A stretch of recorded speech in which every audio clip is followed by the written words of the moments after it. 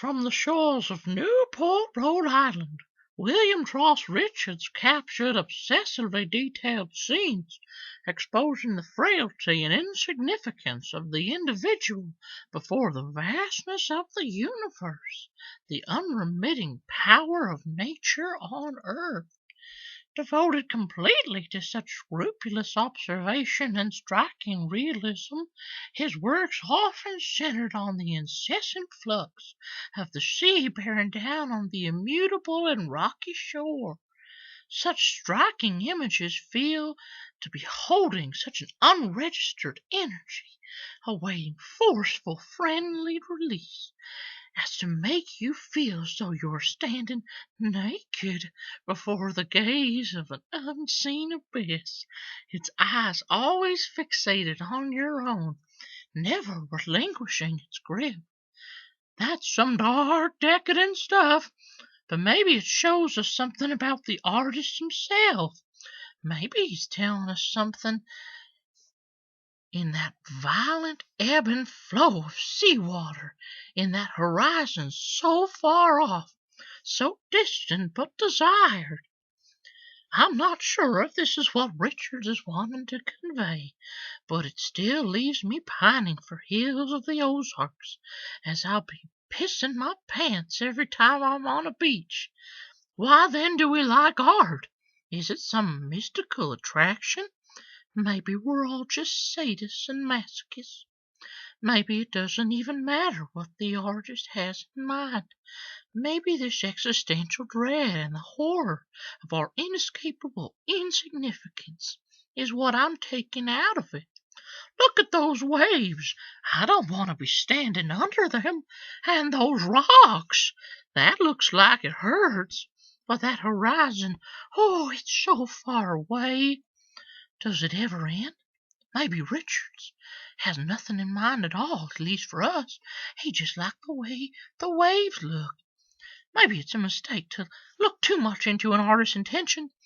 As E.D. Hirsch says, since we cannot guide inside the author's head, it's useless to fret about an intention that cannot be observed, and equally useless to try to reproduce a private meaning experience that cannot be reproduced.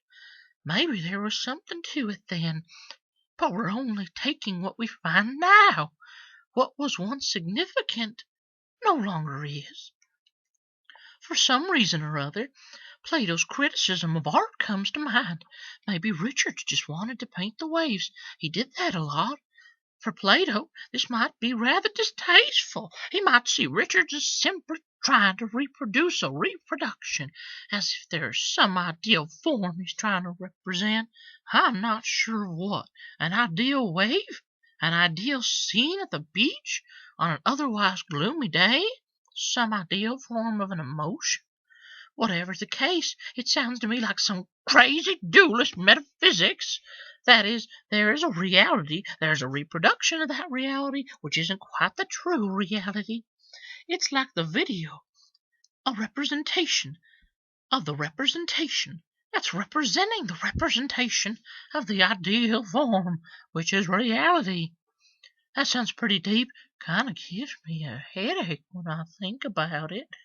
Plato would prefer art to capture the excellence of those virtues found in reason and harnessed by the state, so to represent an ideal for which all should strive to attain. However, the trend in more recent times is to look at an altogether different idea form. If we turn to folks like Susan Sontag and Clive Bell, we should be saying something as to the significance of a work's form. That is, the interplay of all the various aspects of the work should bring about in us passion, unmuddled by endless queries of who is saying what and why. Nietzsche might agree, but then again I'm likely extending unto him something, an intention perhaps, that I cannot know. But such a theory wants us to bring us away from such distant philosophizing as those intentionalist theories, and bring the value of art back into the communal realm, wherein passion is most virulent, like the Dionysian festivals of antiquity. You see, there's a danger in trying to extend to a work or an artist some intention. You might ask, are they my intentions? Am I just lending my own interpretation and saying that's what the artist or the form is doing?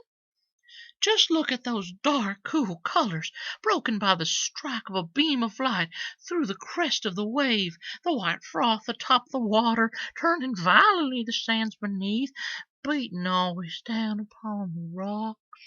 It feels as though we're in the water, ready to be swept away by the waves and battered against the rocks. What emotional power! It's like it carries some immediate emotional response by only its form. What need have we for intentions? This stuff sure does hit hard on those gentle little heart chords I don't have. Maybe Bell and Sontag have a point in giving such attention to all those emotions.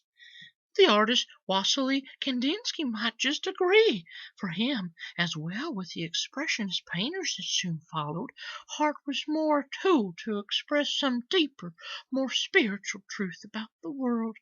But most important to all of them was the interplay of colors, with which Bell and Sontag would likely take as trying to reduce art to a particular something or other. I'm not too sure what Bell had in mind. Trying to figure out what he meant by significant form is kind of like asking him what happens in the meadow after dark. Wink, wink. It's everything and nothing. It seems rather difficult to lend Kandinsky's theory to representational art. It made sense in application for those expressionists and the many whom followed since. They've created some fantastic stuff, so many colors. But we're told to ignore those colors and go only with those most vigorous emotions. I'm not sure what emotions I'm to feel other than doubt and dread, like I'm standing in space, looking back at Earth as only a pale blue dot. Is it the color or the stillness and distance of everything that has me feeling so uneasy? Does it matter what the causal relation might be? It's just there, like the image. Why not? It seems more likely that each theory has come to the fore in order to fit with whatever popular trend in art is most dominant at the moment. Some works simply bear more resemblances to one another in a particular time or fashion, but to heave upon them some criticism that they don't look like such and such works seems all too frivolous.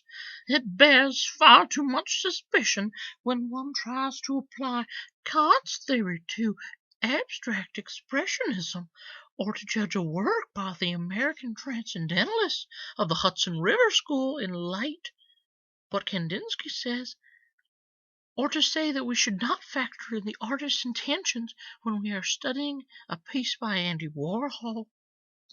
Look at this work by Richards. Are you not struck by a sense of frailty, open to the power and vastness of the universe? Are you not all the more curious of his ability to capture in a two-dimensional form the constant movement of the sea, as if for him and all time has simply stopped? What more can be said of it?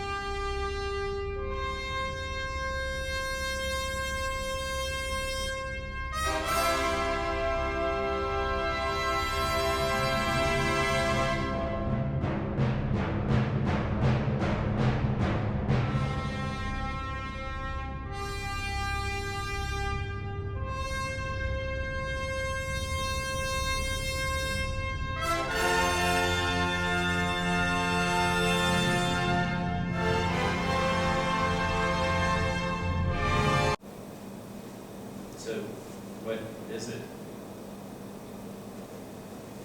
Hey guys. Hey man. Cool postcard.